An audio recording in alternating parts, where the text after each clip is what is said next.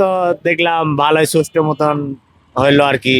সবগুলাই তো দেখা যাচ্ছে, আমরা খবরতে দেখলাম ভালোই হলো, সুষ্ঠু মতন ভোটও হলো, নির্বাচনও হলো।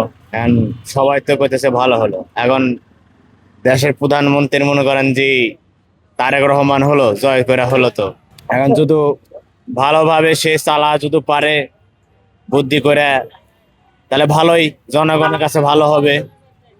আর যদি না চলে তাহলে শেষ, 5 বছরে শেষ।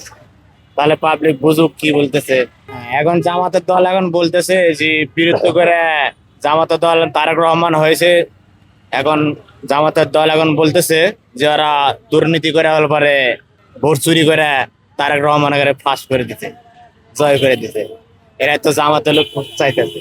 এখন শোনা যায়, টিভি শোনা যায়, মুখ পালা গেছে, মুখ পালা, যেমন শেখ হাসিনা যেমন পালা গেল, জনগণের তো নেই তো পালা গেল। এখন ভালো মন্দ তাদের কাছে, ভালো লাগেনি তাদের কাছে।